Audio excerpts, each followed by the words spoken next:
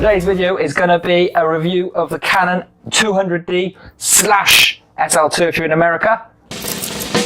Roll the titles. Hi guys, welcome back to my channel. Today's video is going to be a review of the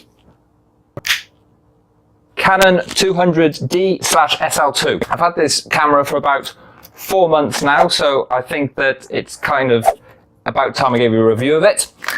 It is marketed by Canon as a beginner camera, which is just exactly what I needed. It's also extremely light. It is probably the lightest DSLR you can actually buy at the moment. It's also very compact, very small for a DSLR, which is great for traveling. It comes with the 18 to 55mm kit lens. I've replaced the kit lens though with, well, another 18 to 55mm, but it's got a stepper motor on it, so instead of an electronic motor, so it's more silent when filming.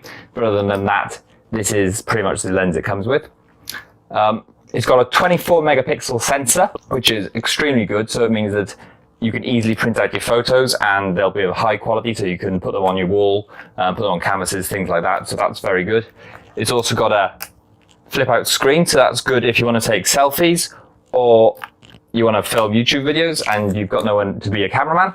That's also a very good feature to see on a camera such as this, an entry-level camera. It's got everything you really need from a DSLR. So it's got auto mode, you can go aperture priority, shutter priority, but it's also got manual mode as well, which is what I shoot on. I started off in auto mode and the photos were still very good, but with manual mode you get an extra little bit of control, so you control your shutter speed, your ISO, your aperture, things like that. If you're not sure what those are, there are plenty of videos on YouTube to explain. The layout as well of the back is very good. I like the layout. It's simple. There's not too many buttons to, it doesn't make it too complex, but every button you could ever want is there. It's got the Canon EFS mount. You can also mount EF lenses to it, but it's designed for EFS lenses. So I've got an EFS here for the kit lens, but also I have got the 50mm lens as well, which has got an EF mount, and that works absolutely fine. It's got Canon's well-known 2-point autofocus mode, which are probably one of the best in the business, and it works really, really well on this camera. Most shots that I take are in focus.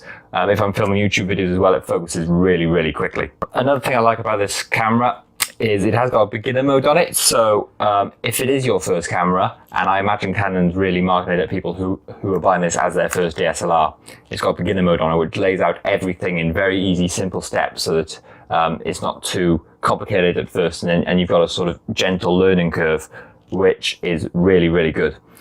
This cost me about £500. I got it from Argos.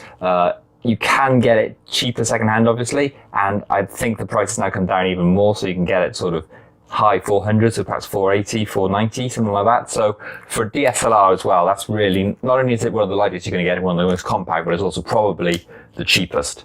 I think the only real competitor to this would be the Nikon D5600. I haven't tested that out, so I don't know what that's like compared to this. This camera has got Bluetooth and NFC capabilities, so if you want to instantly get the photos from your camera to your phone, so you can load it to Instagram, Facebook, Twitter, wherever. That's very easy to do and very easy to connect. Also means you can edit your photos on the go, so if you haven't got access to a laptop, you can edit it on your phone. That's also really handy if you just want to get those banging shots out quickly. So this camera I really, really like. As I said, I've been using it for about 4 months. I've had no problems with it. The battery life is really good. So far, I haven't had a single battery die on me, and it's sometimes gone a couple of weeks between charges, which includes shooting photos as well as YouTube videos. So the battery is really good on it. It does only come with one battery, but I would recommend getting a second just in case. It's also got one SD card slot, which is all I've really needed, but if you are shooting things like weddings, something like that, you'd want a camera with 2 SD card slots, so there's very, very little margin for error. But if you are a beginner, if you're looking to get your first DSLR, I highly recommend the Canon 200D. It's very, very good, very, very compact, very light, very easy to carry, and very easy to start shooting on and learning how to take really good professional looking photographs. So thank you for watching this video. Hope you've enjoyed it. Don't forget to give this video a thumbs up if you like it, because that then lets me know that this is the sort of video that you're interested in. Also, if you're into photography, traveling, or videography as well, don't forget to consider subscribing to this channel. I've also got a website, which is www.travelswiththomosaurus.com if you want to check that out, because that's got a lot more information and blog posts, things like that, and it goes into more detail about what I've talked about here. So I hope you've enjoyed this video, guys, and I'll see you in the next one.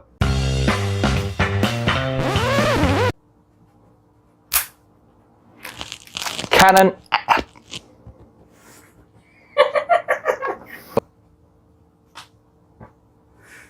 That's also a very good feature to see on a phone. It's not a phone. You can. Don't forget to give this thumbs. Don't forget to give this thumbs a video up if you like it.